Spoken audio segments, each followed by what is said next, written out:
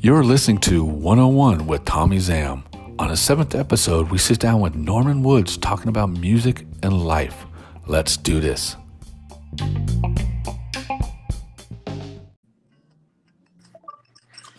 Oh, there we go. Now it's working. Now it's working, huh? Yeah, man. It was screwing up on me. It was screwing up on me too. I was like, "What the hell's going on, dude?" I kept trying to join it and getting that error message. Yeah. Weird technology, man. What can you do, right? Something works when it wants to work, you know. I know, brother. So how you been, dude? What's been going on? I nearly knocked my fucking tooth out today, but What happened? I was at a skate park teaching a skate lesson.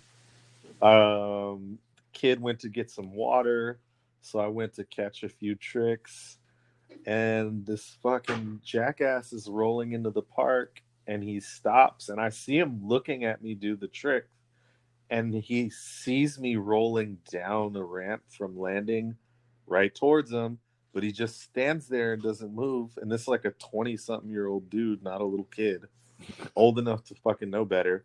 But yeah. I try to be nice and not crush him, and he decides to move right as I jump out of the way and leave his board there, land on his board, face first into the concrete.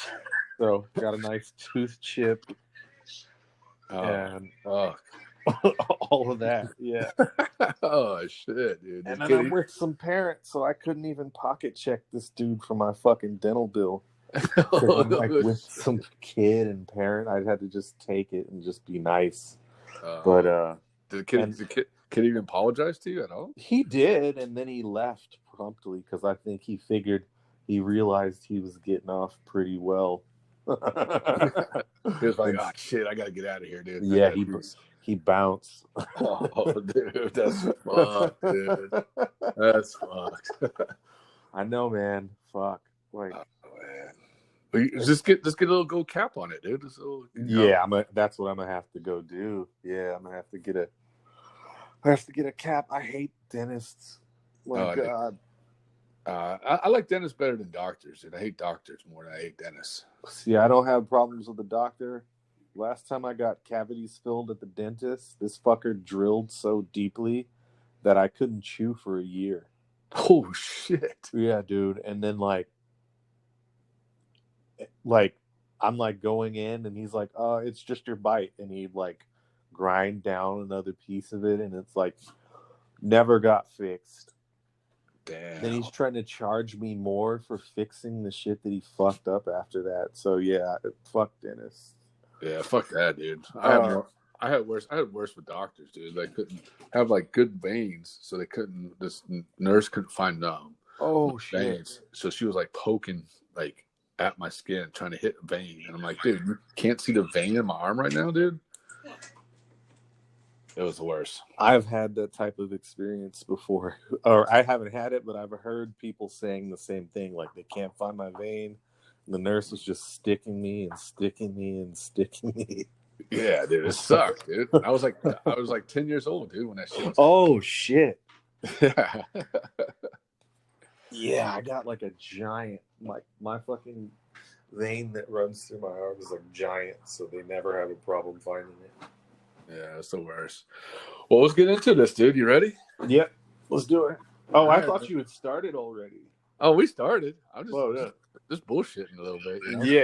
Yeah. All right. Well, tell the viewers knows a little bit about you. Tell them a little bit about you, man. Like where you came, where you're from, and what you do, and everything. Yeah, my name's Norman Woods, and I'm a skater, professional skater. I've been skating like 22 years. I grew up in Los Angeles, born in Nebraska, Omaha, Nebraska. Lived there till I was 5. Moved here. Been here ever since, and can't really leave because I like being near the beach. Florida's too fucking humid, so I make music too, stuff, and yeah, that's pretty much it. Hell yeah, dude! And you've been skating for 22 years. I mean, 22 years, yeah. 22 years, like long fucking time.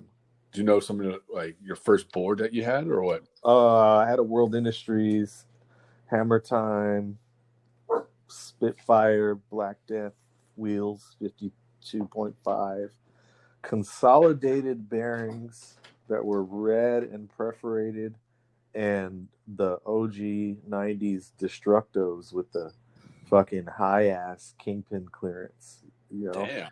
Yep.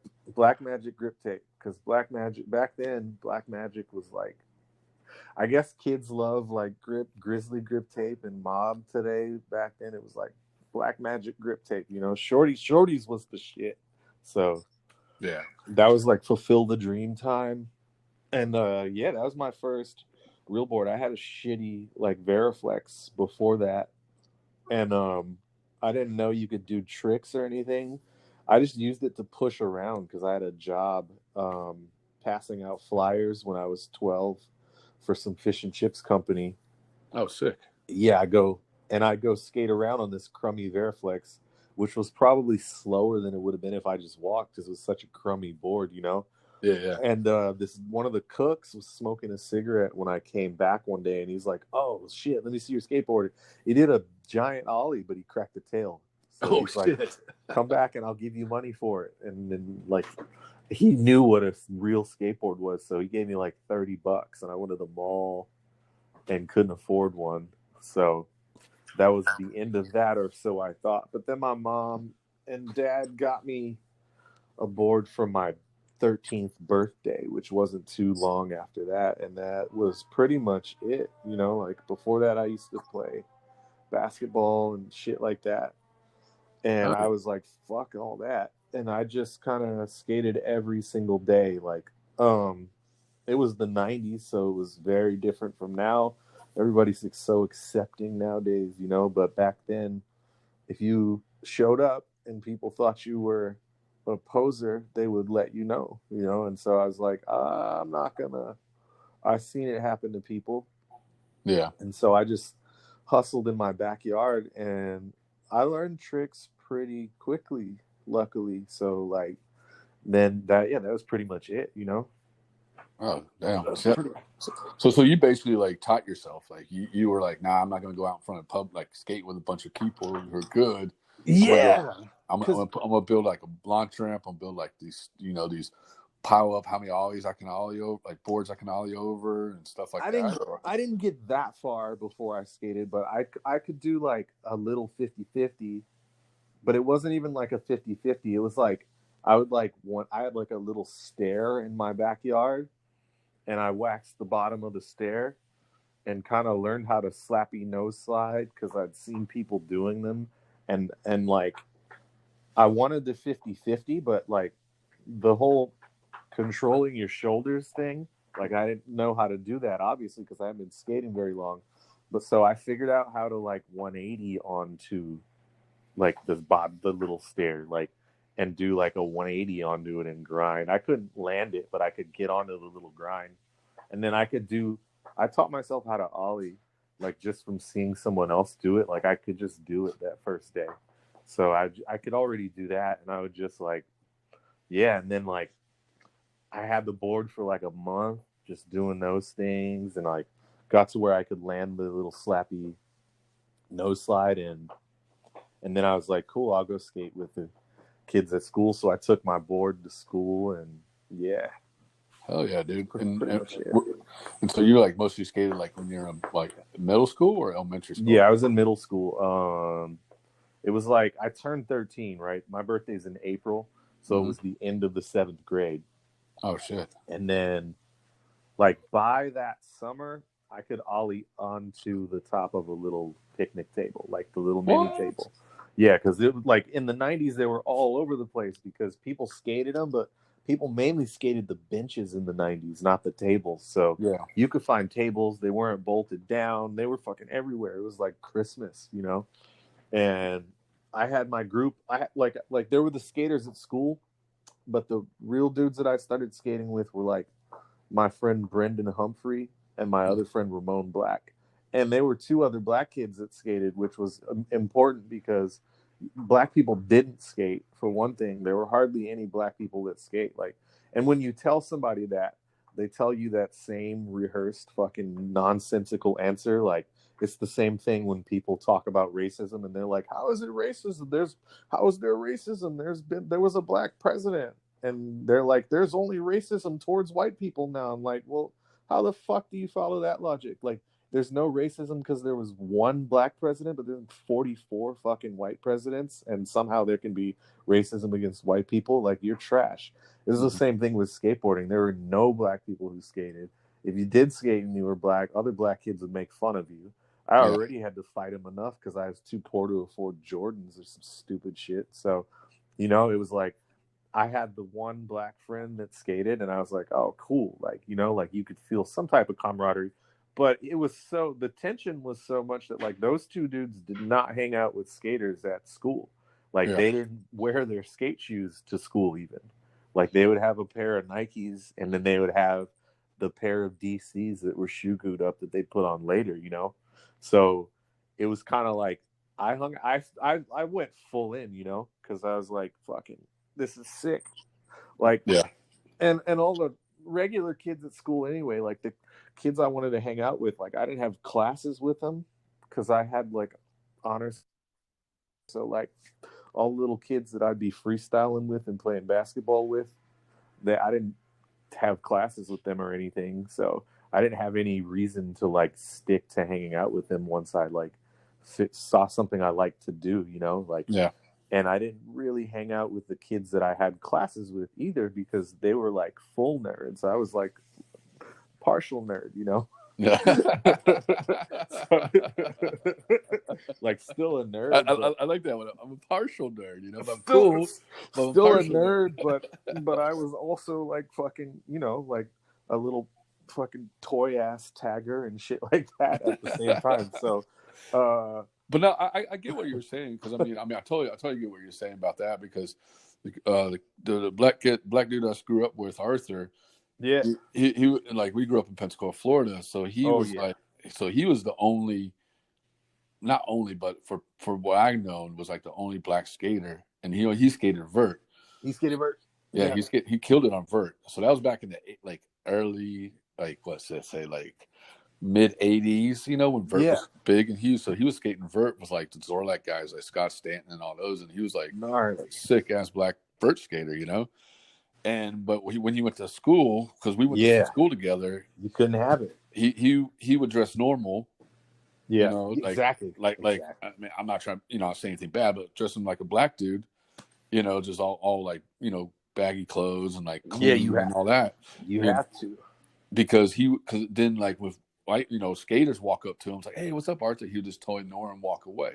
Exactly. That's how my homies kind of were. Like the one homie was totally like that, like fully S curl and fully fucking like nice clothes, like. And then the other homie was just like, he didn't hang out with the skaters, but he wasn't like fully that route either. He just like, it's just a weird thing. Like there just weren't black skaters. And then like people will always be like, what about Kareem Campbell and Drake Jones and all these people? It's like, yeah, you're holding up examples of professional skateboarders at the time. If you went to your local fucking skate spot, it's going to be 95% white. Yep. They're like, the breakdown of my area is like there was 95% white dudes, one Asian kid. There was my Puerto Rican homeboy, Sebastian, who taught me how to kickflip. He didn't teach me how to kickflip, but everybody else did like what I call the second level of kickflip. And he was still doing like the kickflip you do in the beginning, or like when you see the old video of Rodney Mullen in the 80s, like when he invented it with that janky shaped board and like it's rocketed.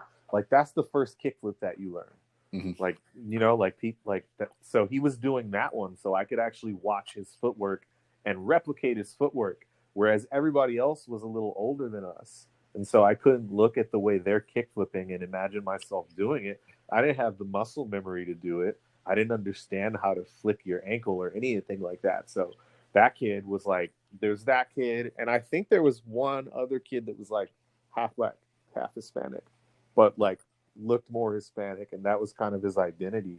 Yeah. And every other skate scene after that it was a lot of the times it was just me. I'd be like the only black kid in that group, you know. So like that was the thing, you know. And it's easy to look back on it now and be like, well, there was this dude and there was this dude, and then you like if you look at it and if you have the fucking brain power to actually zoom out of it and look at it like a map and look at it as plotted points, it's pretty easy to understand. And not very many black people were skating back then. Yeah, definitely. I mean, no, you're right. You know what I mean? Because I mean, what he would do, you know, he would after school, he'll go when he goes skate, he'll just put on skate clothes and go skate. But when he sees like a black person, and when he's out skating, he totally like swap it out. Different person. He's like, oh, I'm out of here because you know, because when we were growing up, you know, blacks look at skateboarding as a white boy thing. White boy thing. Oh yeah. You know, and like I had so many fights over that shit. And just like, because I was like full in purple. Eventually, it was like fucking purple hair. And hold on. You had purple hair, really? I fucking full. I went full punk rock because I didn't feel any type of camaraderie with those people anyway from the jump, because they treated me like shit because I was poor. And the whole thing is like, all you motherfuckers are poor, but the whole thing is to pretend you're not poor. So it's like, you don't have like Jordans or some stupid shit. Everybody's making fun of your shoes. I had fucking Payless shoes. You know, like I had a job when I was 11, like getting picked up after school by a fucking van with no windows and getting driven around to sell candy. That's the only way I had my own money. I didn't have an allowance or anything like that. So, you know, getting picked on by like these kids. And so, and I was in the valley at that time, so some of them did have a little bit of money, but they're still pretending that they're like fucking hard or something, you know. Yeah. So I didn't have any camaraderie with them at all. So I was like full in with the skaters because like immediately once they saw that I was down for skating, they were down with me. And like I've always been like, whoever's down with me, I'm down with them. Yeah. Do you think skateboarding helped change your life? Like definitely changed my life. Why you say that? Because before that, it was just like you feel like a fucking square peg trying to fit into a round hole. Mm-hmm. It wasn't about like skateboarding for me. It was about like just some type of sense of belonging at all. And then like I always played music my whole life also, and read and wrote and drew. It's just super creative, you know, like my family, half of my family is musicians, and I grew up around that. So I was just super creative always. And then like when you're around like basic ass people that, you know, all they talk about is like the Jordans that they got or the fucking a Nietzsche fucking polo shirt that they got. All they want to do is tease you because of that. Like I don't have any fucking connection with these people. Like fucking, you know what I mean? So like, and then when you meet skaters, like even if, not saying that any of the skaters were like special people or anything, but the fact that they're that focused on something that's not like a status symbol is rare in our society in general, and especially amongst that fucking 11 to 14-year-old age, which like those are like the worst people on earth. 11 to 14-year-olds are like the worst human beings. You know what I mean? Like just the word, like the fact that we forced them to try to quote unquote learn in clusters at that age is torturous. Yeah. That's probably the worst period of life, honestly, for me. Other people's experiences might be what they are, but I will tell you for a fact that period was awful for me. You were just like, because that's when you're like, you know, in a way figuring out your life, which way you're going to go, right? Sort of. It's kind of like, and especially in America and in a place like here, it's like when I was a kid, like you just hang out with the kids that you go to school with, you know, so it's whatever. And I went to school with the same kids, elementary, middle, high school for the most part, and I always had like classes with like nerdy kids, so like I just hang out with those kids, you know. And then you get to middle school, like everybody breaks up according to their race. That and yeah. And so if you don't do that, you're like some weird outsider, right? And so I did that initially, but then I'm hanging out with people that I don't have much in common with.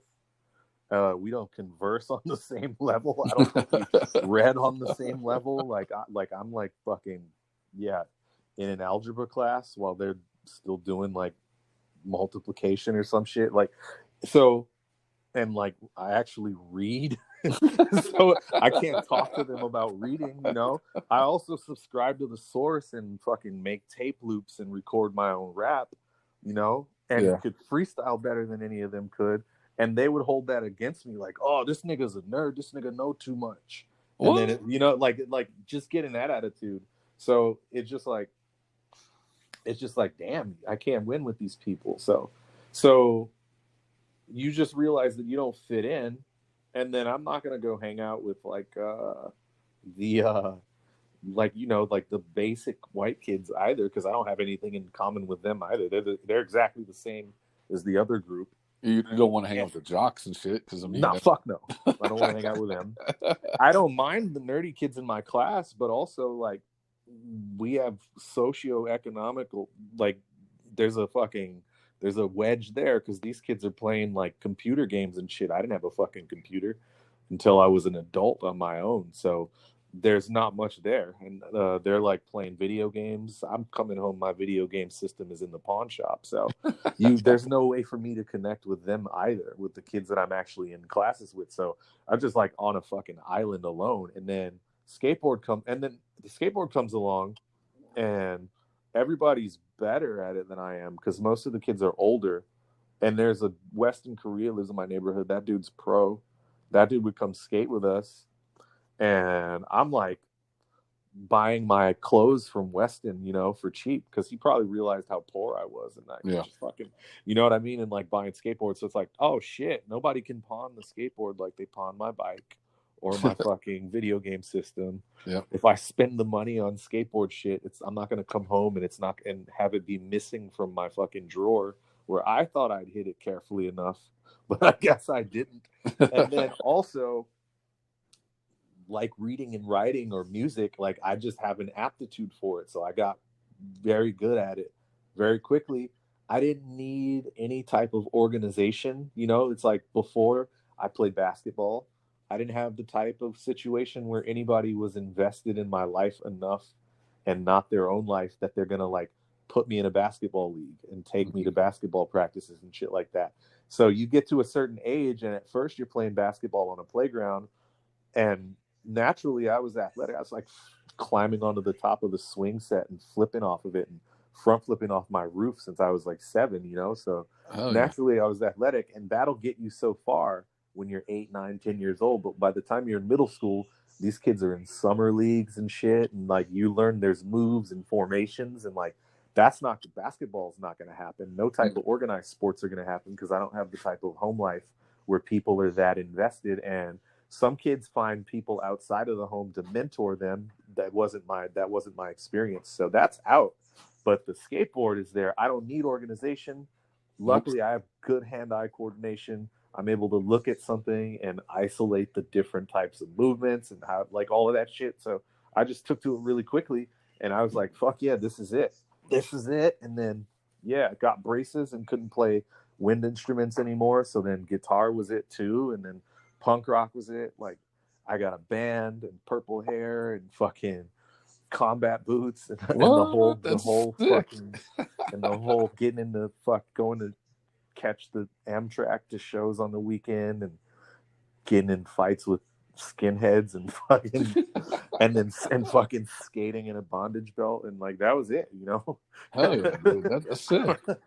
That's what I remember. You know, the '90s. You know, was like exactly. You know, so skateboarding gave me that ability to have any type of identity, and to be in control of that, not to be just weighed down by circumstances, which before was like, oh damn, that's kind of what life is. And then when you become a teenager, you're like, oh damn, I'm poor and black and this and that. Like, oh fuck, I don't have really, the only chance I have is like, I'm good at school, so I'm gonna do this, and then later on in life, I'll be able to maybe enjoy my life, which we know that's not really true either. Yeah. But that's what everybody fucking tells you.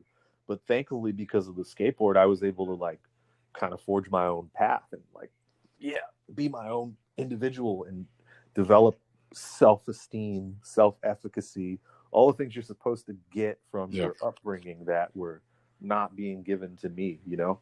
Yeah. And do you think, because you're talking now, you're talking about your music, guitar, punk rock, hip hop, your freestyle and stuff.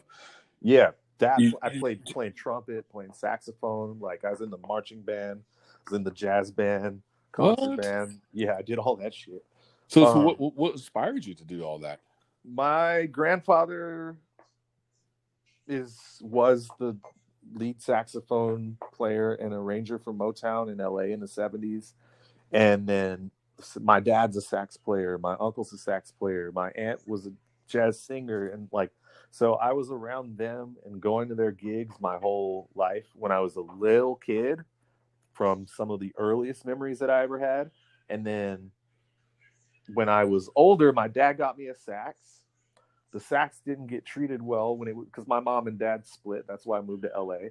Mm-hmm. And my household was like, it was like, sometimes we're all right, sometimes shit was fucked. And when shit was fucked, the light bill's in my name, the saxophone's getting pawned, the bikes get, you know what I mean? It was that type of situation. So the saxophone, I played it for a little bit, but you need to have lessons and shit. And a lot of times, like with poor people, like parents that are not really looking into their kids' future because they're wrapped up in their own shit. Not that they're selfish, but just that like economic constraints and bad habits and addictions and all that, they fucking pull on your life, and you don't really have much more bandwidth to be like, okay, kid, I'm supposed to make this kid a functioning part of a society and give this kid, like, nurture the things in this kid that are good and try to correct the things that are, you know what I mean? Yeah. Like if you don't have that type of energy to put into yourself, then you're not going to have the type of foresight to do that for a kid, you know?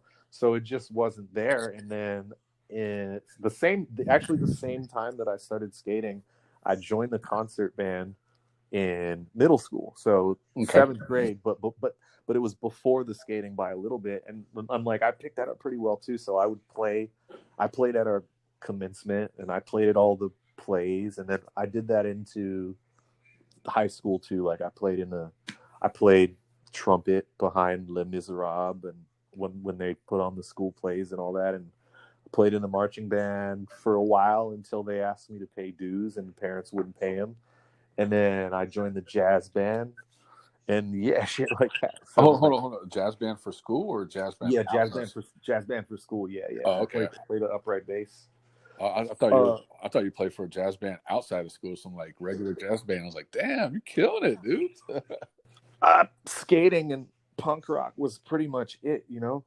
Yeah. My musical fucking language didn't go past like punk until my early 20s. Really, is when I learned how to play music. Really, how to play more like melodically complex stuff. It just because you have to be around other people that are into it, you know. And when you're hard into a subculture, like it's almost like being a robot, you know. Like people would talk about like the Rolling Stones or shit like that. Like I didn't listen to that until I was older, and then I got hooked on that for a minute, and then got back into jazz and shit later, you know, because like punk was like there's so much happening. Like there's shows every weekend and even during the week, and like you meeting up with the same people, so you have this like weird family of other like misfit toys, you know. Yeah, creating our own little island. So that was fascinating enough. Fucking wish I had been in a jazz band now, but I did play for the school jazz band, and that was cool. Hell yeah, dude! And then like, what was most of the music you listened to? Like, you know, what kind of bands and stuff inspired you? So early on, it was like my dad used to send me boxes, right? When we moved to LA when I was 5, my dad would send me these letters and like his drawings and shit, and he'd send me these tapes. And like the tapes would be like the beginning of them would be like jazz songs or like some Otis Redding or something like that. And then the end of it, because he wouldn't want my mom to know that he was sending me that shit, would be fucking Blowfly and Too Short. So like early, yeah. So like I was into hip hop from the time that I was like 4 or 5 years old, like Cool Mo D, LL Cool J, like all the older shit, and like fucking Blowfly, like arguably like one of the first, like one of the OG, definitely fucking Too Short's big influence and Old Dirty's influence and like people like that. So like I had a cousin who's a year older than me, and like we were like 5, 6, 7, 8, 9 years old, and we just like kind of figured out that like if you took an old tape that you don't want and just stick a piece of cloth in that little bottom piece, you can record over it. Oh yes, so we'd fucking record over that. We had like a cheap ass Yamaha keyboard, and like we'd record the end of like the end of a drum loop off of a tape, you know? Yeah. We'd record that, and then we just keep fucking recording it until we had a loop. And then we'd find like a fucking, like we'd find like the cheap ass like built-in passes, and we'd fucking start looping that in with it, and we just rap over it and like record our own tapes. And like we figured out how to like take the fucking inlay from a cassette tape out and flatten it and trace it on some paper, and then fucking cut it down so it fit inside of the tape case. And we'd like make our own rap tapes. Me and my cousin, we'd like draw super tiny lettering on the inside of it with our lyrics and shit. Like we're super creative kids. I wish I had the type of family life where somebody had kept that shit, you know? Dude, but, that would be classic. That would be classic, but that shit's all gone, you know? So and then what you guys would do? Turn around, sell it at school and on the streets? No, we just play it for our friends. And I mean, my cousin still makes hip hop, and like I kind of make music that's a pastiche of everything that I like, you know? Because like he never played any instruments or anything like that. So, you know, like if you don't want to invest the time to learn how to play instruments, like you basically have to play hip hop, electronic music. So he like does that. He chops the shit out of some shit still, you know? Hell yeah. He's on that Kanye sample producing thing. Like that's like all he does, works and makes beats. I wish he'd get him out to some people, you know? That's sick, dude. I mean, and that's awesome that like to know that in your genes and your family genes, all you guys were musicians. You know what I mean? Yeah, it's crazy. That's awesome to think that. You know what I mean? It's like, you know, you have that one gene who's athletic, and they can all play all 50 different sports. You know what I mean? Like where yours is music. You know, that's just something great to have. You know, it's pretty crazy. Yeah, and then tell me about these bands. So you started this band, a punk band. Tell me about this punk band. I didn't start it. You didn't start it? There's like, you know, like it was early 2000s, late 90s when I was in high school. There was like maybe 5 other kids, or no, maybe 4 other kids that were like as deep into like punk as me and my little group of friends. So one of the dudes already had a band, like one of the dudes at our school. And you know, like across punk, there's like straight edge people, and there's like we were into like fucking, for a period it was like straight up UK 82 stuff. So like all the anti-Margaret Thatcher shit, and like, you know, just the stuff that came from that era. And then like later on, like the earlier 77 stuff. So like Eater, 999, Eddie and the Hot Rods, Dr. Feelgood, all that type of shit, Sham 69. Yeah. Like we liked that stuff, but we didn't get as heavily into that until later. We were mainly into that. So they had a band called Social Chaos, and they invited my friend Nick and I to join the band. So we joined their band, and like my buddy Nick his dad had this massive house in like Porter Ranch, and Nick basically had a suite in the garage. So his dad would just let us do our thing on the weekends. So I'd just basically go stay at his house, and we would rehearse. We probably played like 3 or 4 shows, and they were shambly shows because we were a bunch of drunk teenagers. And like what it was like nuts because like one of the kids, my buddy Bogdan, was like, he's like fucking Romanian, so he had a goatee since he was like 14. So by this time we were like 15, 16, and we'd go to the local liquor store and the dude would sell us booze, and the kid Nick's dad would let us drink there. So it's just kind of like we go there and do whatever we wanted for the weekend basically. And yeah, I taught myself how to record so I could record us.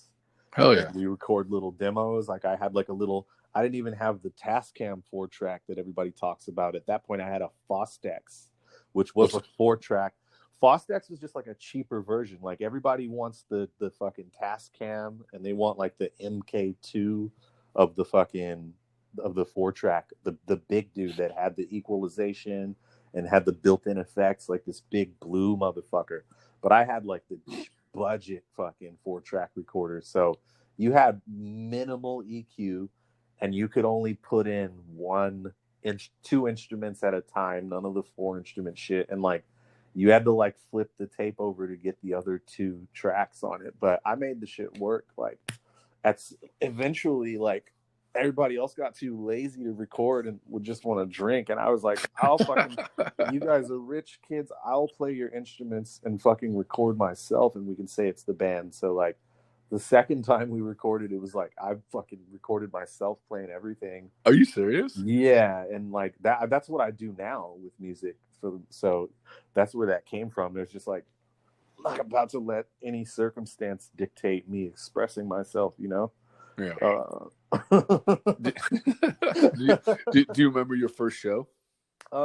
First show, there was a band called Broski's Revolt, and they were from, I believe they were from Simi Valley area, and there was the one fucking all ages venue in the San Fernando Valley was called the Cobalt Cafe. It was there for years. It's lauded by those that were in that scene, and this band Broski's Revolt was like one of the punk bands on that scene, and someone from my band talked to them, and they let us get up at the end of their set and play a couple songs, and that was our first live show. And then we played like a backyard gig after that.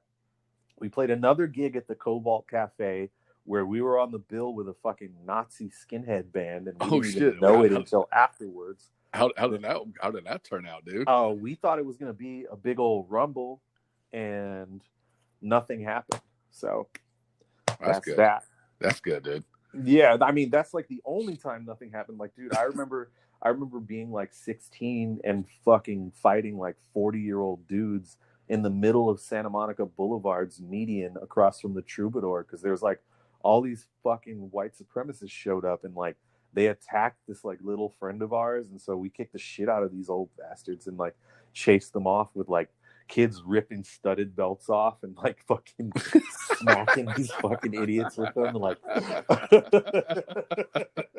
so hey, but you know what's so crazy? But you know what's crazy is that's what it was like. Punk rock that's what it was like. But nowadays it's not like that at all. Because nowadays you can do whatever you want and people accept it, which is good to a certain extent.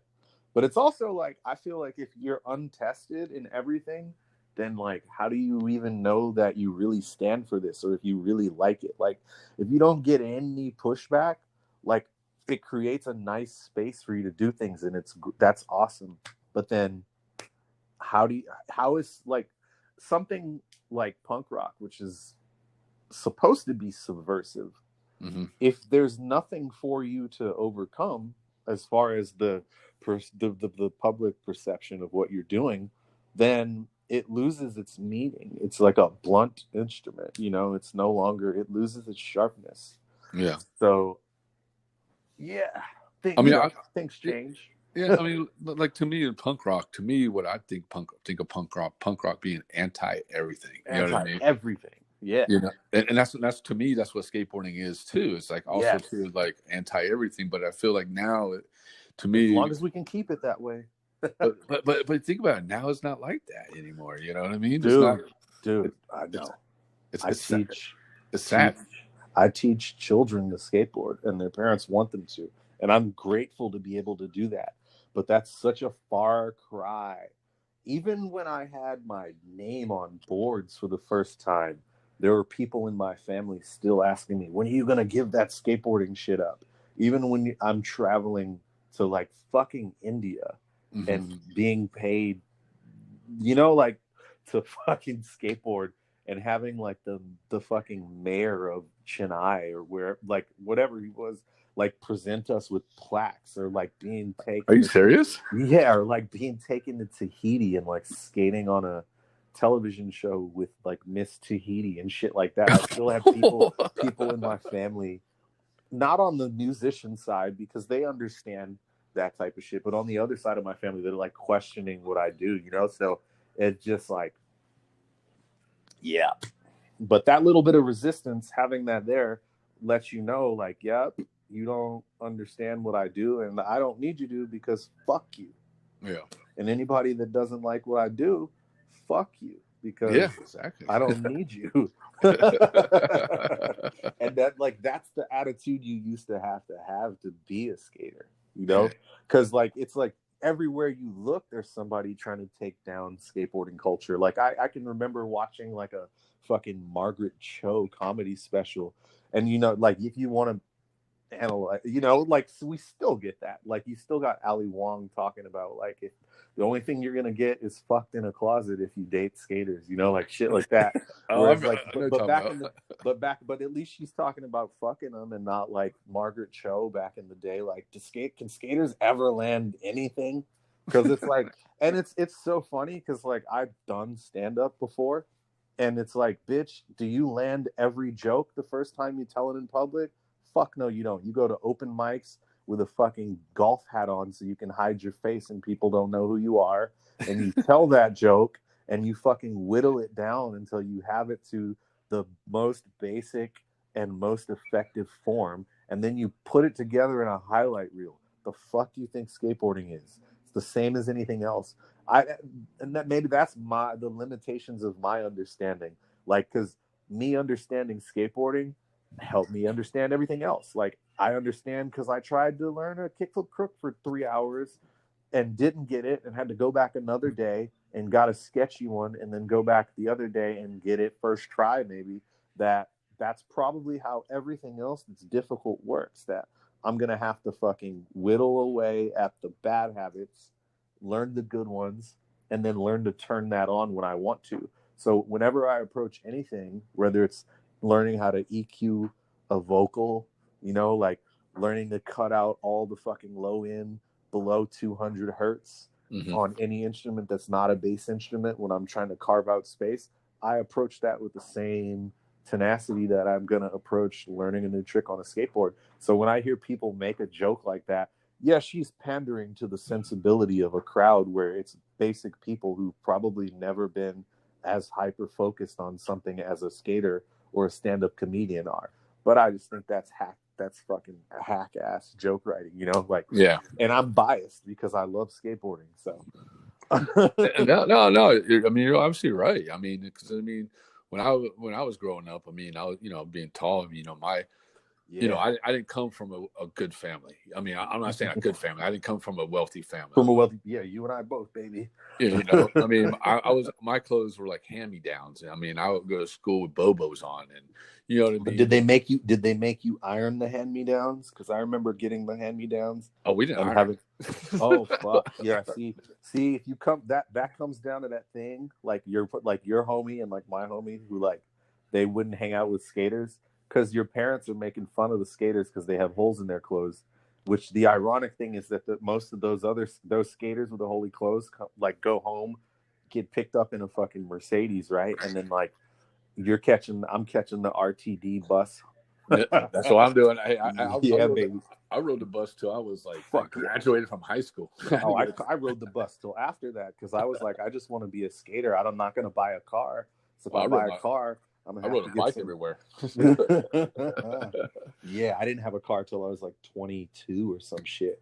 And I had no interest in having a car. But your whole thing about your hand-me-down clothes, like I remember getting the hand-me-down clothes and then having to iron the hand-me-down clothes every Sunday because they're like Yeah, they might not be new, but you're not going to go outside looking like nobody loves you. You know, like nobody cares about you. So it's so you got to iron them bitches. See, we didn't iron that shit. We just threw them washer and dryer and threw them on. You know, it's a black thing, my man. But no, what I'm saying is like that's what I grew up in, and how to then I found skateboarding because I was mixed up in the heavy metals, and then then I started getting into the more goth, and my parents had to sit down with me because I was wearing too much black, and they thought you were gonna kill them. Yeah, they thought you were gonna kill them. They didn't know they thought I was going satanic or whatever. But like, dude, no. I used to have to, when I got into skating and punk, like I used to have to hide any type of punk tape or anything because that it was too. You were in the middle of the satanic panic, right? I was at the fringes of the satanic panic where this was at the beat. Yeah, it was the middle. You were right. You were right when those boys were being fucking. In that rural town, that autistic kid and his friend were being framed for like sacrificing a kid.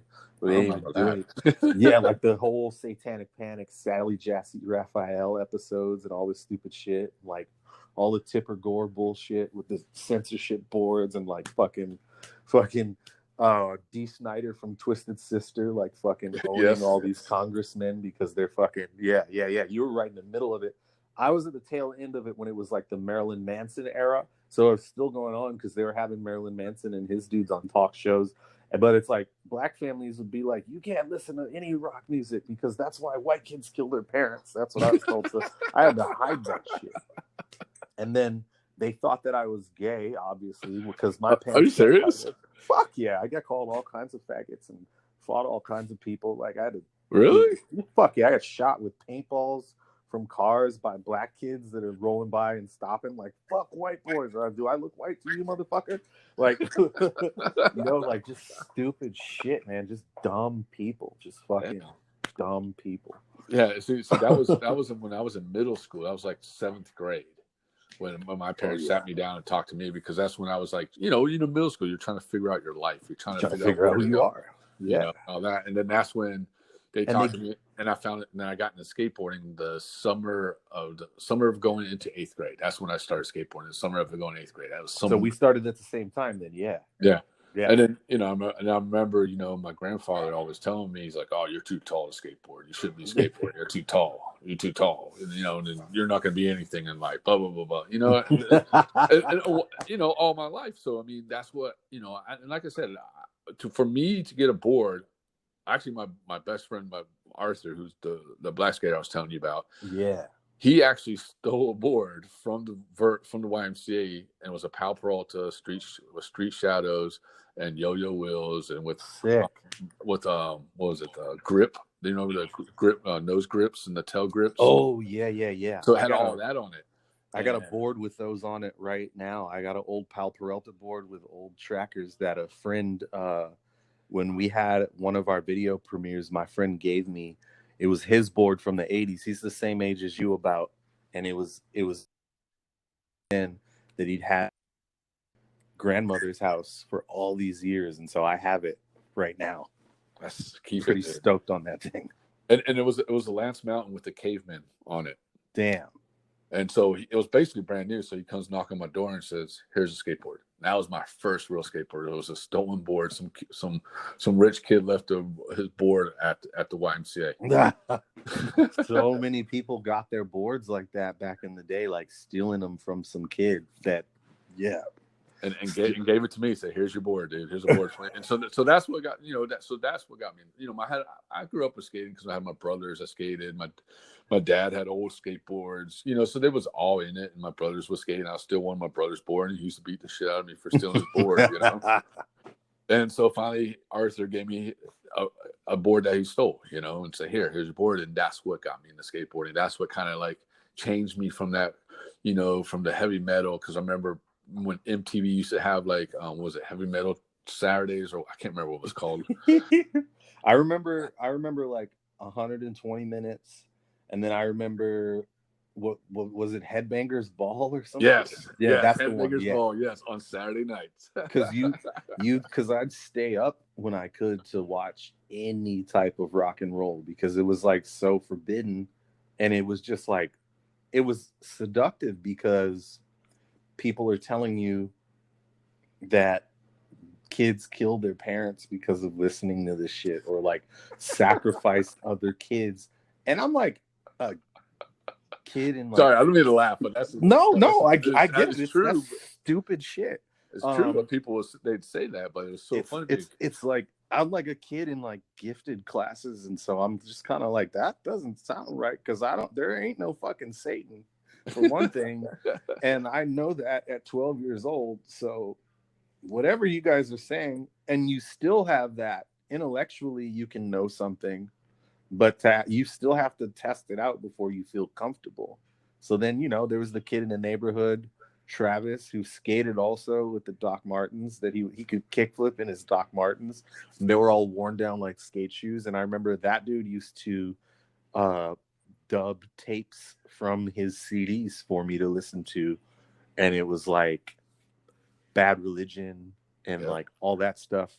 So I got into that stuff, and then like Black Flag from fucking Jim Greco's part in Misled Youth, and just shit like that. Slowly get more and more into it, and then like from Black Flag, you like the Circle Jerks, cool, and then Circle Jerks, and you get into all of it, and then it's like the Damned and the Sex Pistols, and then you want deeper, so it's the Scientists and whoever else, that was and Susie and the Banshees, and pretty soon you're into gothic shit, the Birthday Party, and there you go, you got the whole, and then eventually that shit isn't enough, so then you need like 13th floor elevators and all that stuff, all the psychedelic stuff before it, and you get all the way back to Hazel Adkins, and you're like, well, it wasn't technically punk rock, but like from Hazel Atkins and fucking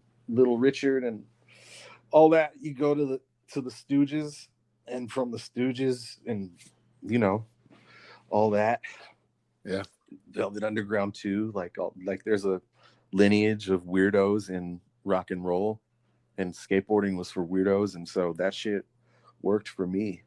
No, it's true. I mean, because if you think about it, I mean, punk rock and hip hop all goes with skateboarding, or it's part of skateboarding culture. You know what I mean?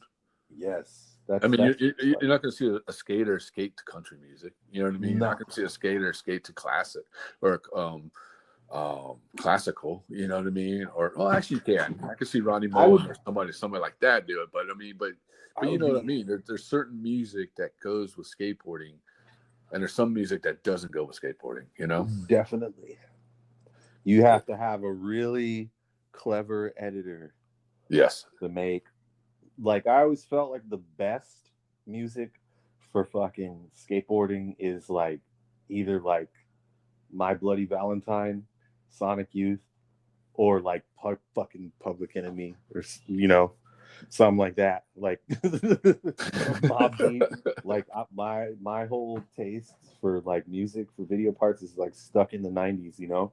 Nowadays you see parts and they're cut so elegantly to like modern music that's like sounds like Imagine Dragons or some shit, and all the cuts are to it, and there's like 5 angles for everything, and it's dope, like for the videographer to be able to express himself that way, for the editor to be able to express himself that way. Yeah, it doesn't feel the same. How do you feel about the music now? That's what I'm saying. Yeah, it's oh, you mean like music that's being made now? Yeah. Well, see, I listen to things that are a little bit more obscure typically. I try to listen to pop music too. Like when everyone's talking about something, I'll listen to it and I'll have my opinion about it, whether I like it or not. Like I like some Billie Eilish songs. Her brother's a good songwriter, Yeah. So, you know, I'd be interested in hearing it produced differently with the same songwriting, but you know, it's today. And I like fucking Travis Scott or whatever, you know. Yeah. Um, you know, I don't take a deep dive into the dumpster, you know, but also like I've never been that person. If I get drunk enough, then anything sounds good. Oh, I mean, anything sounds good, looks good, and tastes good when you're drunk. When you're drunk, exactly.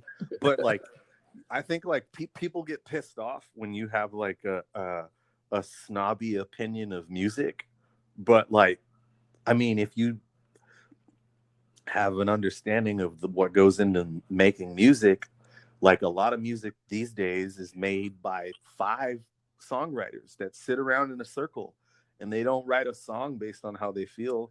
They fucking have people called top liners, and they think of these lines that are hooks so that they can build a song around those hooks. Like whatever the phrase of the day people are saying, that's why you're going to hear an Ariana Grande song that has 3 of those in one song, so that it calls your memory back to it, because they fucking distilled this into science, and they know that people respond more to things that become familiar and that they're bombarded with than they respond to things that actually fit their tastes. So they know if they can bombard you with familiar things, you're more likely to remember that and more likely to choose that over something that you actually like, even if it's only for a short period of time. So they're just weaponizing human psychology against you with the music. And that means also turning up the decibels on music. So compress the fuck out of it so that you can limit it and get some extra volume. And, you know, use a bunch of these alien sounds that pull you in. And then, you know, that's not the experience that I'm looking for from music. Like, hey, when you're out in a group of people and you're not picking the music and you're gonna drink a lot, it's fine, it's background music. But I'd rather listen to fucking Jason Isbell's song about a fucking bar patron that he hung out with that had cancer, and listen to him like linguistically tie that to the elephant in the room for 3 verses, then I would listen to something that was written by a committee of people that means nothing to any of them except for a possible paycheck. And Yeah. so, if you don't have a robust understanding of the music industry and of songwriting in general, then of course you're just going to like whatever's thrown at you. It's the same way that people are going to listen to like a fucking Beyonce album a few years ago and actually believe that she's bearing her soul to you, when it's like, okay, this is a person who probably the only thing she does without a committee of people telling her what's the best course of action is wipe her ass. And even that, somebody's probably telling her which direction to wipe it in so that when she puts on that white outfit to go out on stage, there's not shit smeared on the back of it. You know, like, Yeah. do you really believe that someone whose life has been micromanaged since they were a teenager for maximum financial gain is going to bare their soul to you and let you fucking feel who they are as a person? Then you are sadly naive, and capitalism has got you by the ear. It's just, It's true. It's true, it's man. just like, and I like, you know, hey, more power to you, but that's not what I look for in music, at least not all the time. Yeah. I will put on a Beyonce song from time to time, you know. Hey, but not very often. And It depends on how much drinks you had to eat, right? no, if I'm drinking, that's definitely not what I'm putting on. I'm more putting that on. I'm more putting that on if I get in the type of like, you know, I read this book, the Song Machine, by this guy John Seaborn, and it's basically his journey to understand modern music, Uh-huh. because he had kids and his musical taste stopped with Nirvana, Biggie, and Tupac. You know, like he's like, that's it for him. And so he would play his music for his kids, play guitar with his kids. And when his son got to be a certain age, he started to like pop music. And so he stopped liking the music his dad would put on. And so he would let his son put on music, and it all sounded alien and it didn't sound like music to him. He's like, I could tell that this sound came from a guitar, but it was so many steps away from what that guitar actually sounded like that this guy ends up traveling all over the world, like meeting the people who basically made music the way it is now. So whether it's Max Martin and the production group that he was a part of that started out there. He was a metalhead like you. And eventually the first big thing that they created was Ace of Base, which was a group. You remember their songs because they're catchy as shit, but they were created by committee. The lyrics don't even make any sense. All that she wants is another baby. Hey, hey. But it sounded catchy, and they knew that it would stick with people. And the same goes for the production. Like, that is a cynical way to make music. And the same with K-pop, where these people get chosen, put into farms, paid basically minimum wage, their entire lives micromanaged, they're starved, they're forced to like take dance lessons all day and live in group apartments and even like prostitute themselves for the companies to rich people. Like, that's how your music is being made that you're consuming. It's not being made by an individual that wants to express his or herself. It's being made, but it's being made cynically by corporations that know you're too dumb to think about what you're consuming. So, I drink Coca-Cola every once in a while too, like, Hey, you're drinking with rum in it, right? No, I will take my rum by itself, sir. There we go. But let's talk about your music now. So you have your own band now, or you do your own music. Tell us a little about that. Well, I don't. It's kind of like a fragmented thing, like I put a lot of effort into a song and music video at the beginning of the pandemic, and then I decided to start my own skate brand. And so after I released that and I did some promotion of it and all that, then it was like fully like, because it was kind of opening up here in California again, able to go outside again. And I was like, all right, let's skate. And then going to the skate shop that I ride for, Kingswell, and they're like, shit, they talked to me about that it'd be a cool thing for me to do before, and I had considered it, but when the pandemic hit, I was like, well, I guess there goes the idea of starting a skate brand. And then, like, shops didn't have boards, and like they told me at Kingswell and a couple other people that they would buy them if I made them. And so I got the LLC and trademarks and all that stuff. And my wife made some graphics. Oh, your wife did graphics? She does the graphics. Man. She does all those collages. She's been doing collage art for a long time. And DJ at Kingswell and Patrick, they know that. So they're like, you guys have the company right there. Like, just fucking do it. Like, yeah. And so, yeah, I kind of went all in on that now. And then I should have had boards about a month ago, but I don't have them. So it's been delayed, and I also have some other songs that are basically finished. Really? That some of them, it's like I need to lay down a vocal. Okay. And even though I like sing on the songs, it's not something that I like doing, especially like at one point I had a rehearsal space and I could lock myself in there and record stuff. But now it's like I got to record at my apartment and I got to like, a baby's crying, there's a helicopter above, like I had to put myself in a closet and like put a bunch of pillows around to try to get rid of some of the sound reflections. And like I gotta bring a fucking flashlight in there so I can see. It's a pain in the ass and so, to record the vocals. So I'm always recording music. Like I always record drum parts and I'm always putting together chords. But as far as releasing more music, I have something that I'm waiting on the artwork for right now. Okay. And the artist who's working on that, she does artwork for The Simpsons, and so she's gonna make me something cool. Dude. Yeah, so I'm waiting on that, and then I have a song to release. But I've been.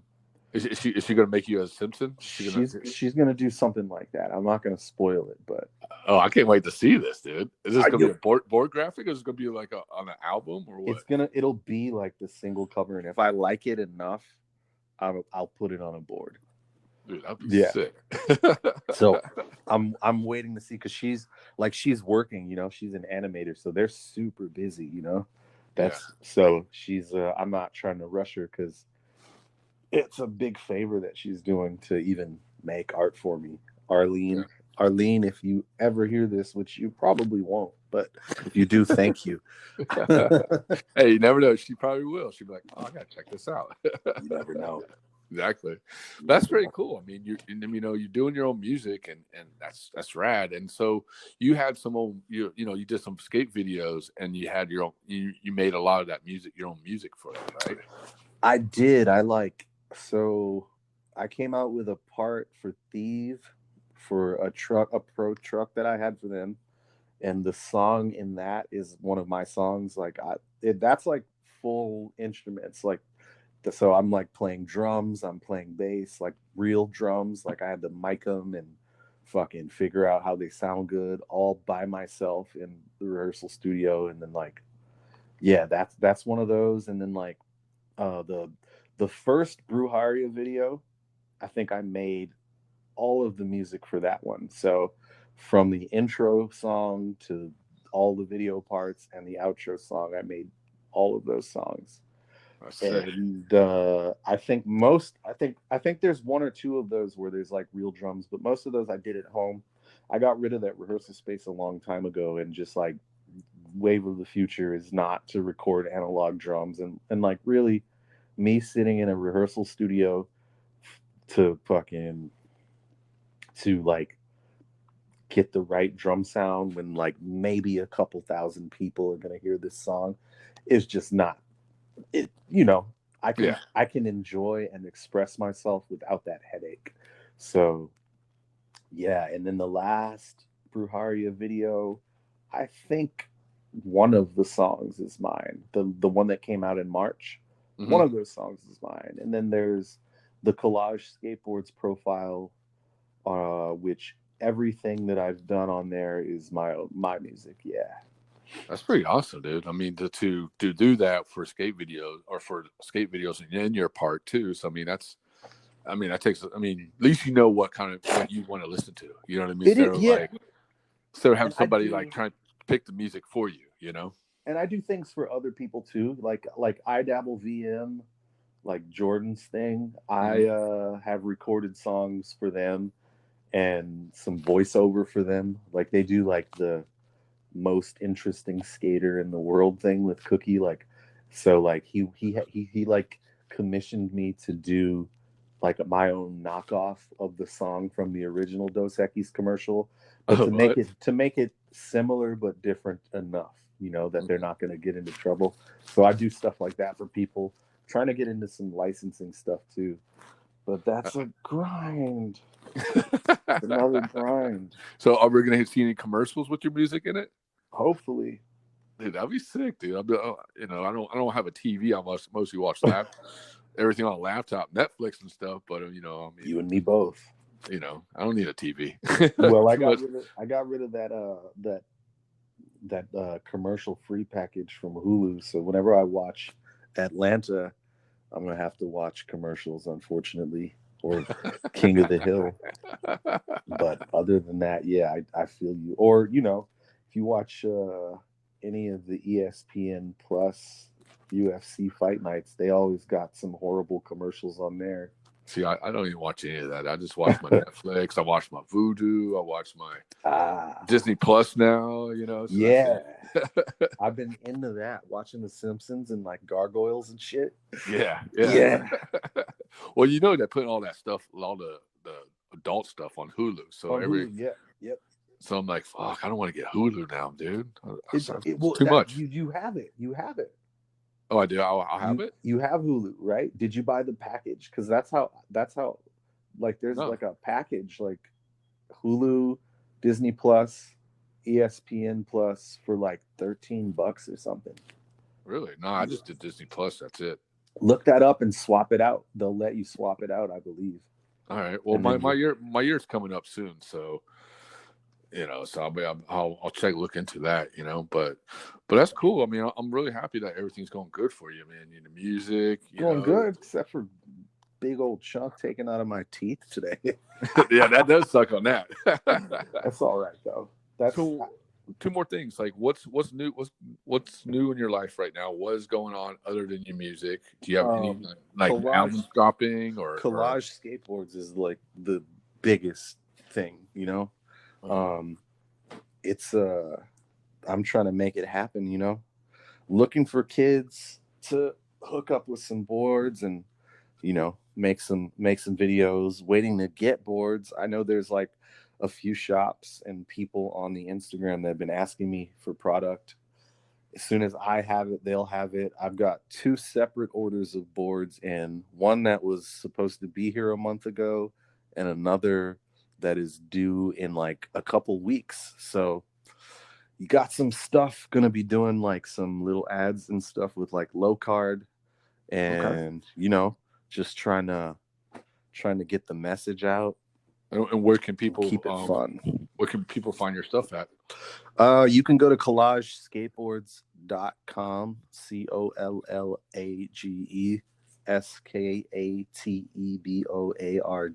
COLLAGESKATEBOARDING.com. And on Instagram, it's just Collage Skateboards, or you can follow me, Norman_Woods. And Okay. yeah, everything flows through there. And then for music, you know, I had a band, and especially in light of the pandemic, like, oh man, you don't get to play music with other people. I don't know when that's going to happen again. So I have a thing Tell me about that. just called Dreadward Bernays, which if you have done any research into like marketing, public relations, like Edward Bernays was the father of PR. And think it's pretty funny how he used his uncle Sigmund Freud's life's work to sell us shit that we don't want or need and change our dietary habits. But you can look into Edward Bernays on your own. And my thing is Dreadward Bernays, DreadWard. And Bernays is Bernays.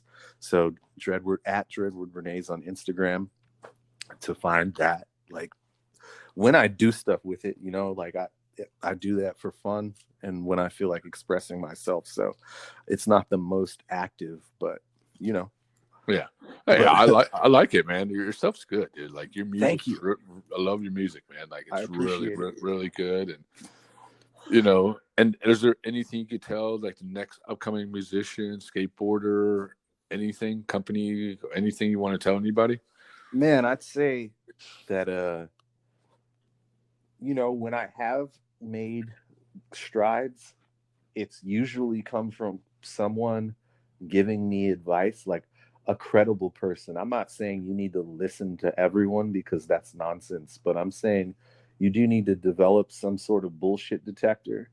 And when somebody has credentials that you respect and they give you advice and they know the field that they're speaking about better than you, I would say listen to that person because, you know, especially as Americans, a lot of us have this attitude like, I'm going to make it on my own. I don't need anybody else. And that is so far from true.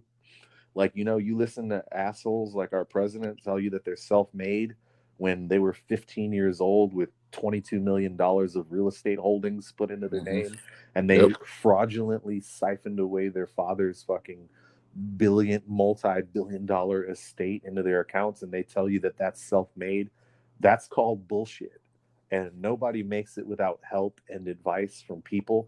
Not everyone has your best interest in mind. Not everyone is giving you intelligent sound advice, but it would be the best thing that you can do is kind of learn whose advice to take. And when you trust someone, take that advice and don't be too stubborn and don't think that you know everything because you never do, you know, like, and don't think that your personality and all of that shit is fixed because really there's no such thing as an authentic self.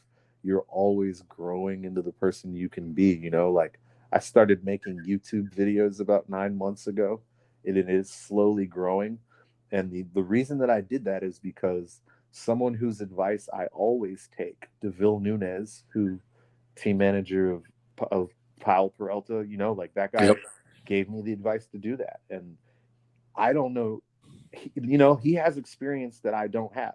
And so when someone like him gives me advice and I know him to be a pretty solid guy, I'm going to take it. And so I did it and it has been growing steadily. And I never would have done that if I hadn't got the advice from him. And I'm glad that I did do it. So you never know. You never know. Like, don't be afraid to try different things. And And don't let people discourage you from doing something that you want to do, but also learn how to, if you really want to do something, right? Like this is like another rant, but if you Hey, really, hey, you give good advices. Yeah, I like it, man. if you really want to do something, right? Yeah. Like then it's gonna be the things that you'll do regardless of how much money or accolades you're getting from it. The things that you would do for free, right? The things that you're willing to be dirty and chip your teeth and fucking break your bones to do, or it doesn't have to be skateboarding. It can be like being an actor, like like whatever it is that you want to do, or being a fucking doctor.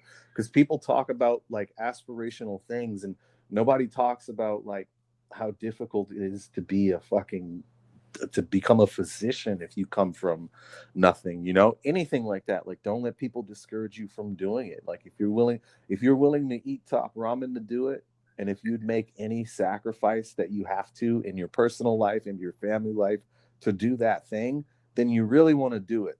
But if you're the type of person who's you say you want to do something, but every time you get called upon to do it you make an excuse, every time you see someone else who's successful at it, you make an excuse to why they have their success, and you're using that to make yourself feel better about you not doing what you want to do, then you should probably reevaluate your course. Because let's be honest, like time is the most valuable thing that we have, and you don't have time to dick around and bullshit. And if you really want to do something, your circumstances aren't going to stop you from doing it. Mine certainly never have. And if you are letting your circumstances stop you from doing that thing, you probably don't want to do it. You probably have some idea of whatever the thing is, whether it's being a doctor or whether it's being a skater or whether it's being a fucking actor or Whatever. whatever. You have some idea that you formed about how cool it would be to do that thing, but now you're like the idea you formed in your head, your ideal is rubbing up against the reality of what it is, and in reality everything you're going to choose to do is going to be hard work. So when you see those things that you're running away from the hard work of doing, you probably don't want to do it, you know. And that's not to say quit right away. Try to work harder at it. And if you can't stick, then you probably don't really want to do it. So try to find things that you actually care about doing, so it won't feel as much like you're working. Yep.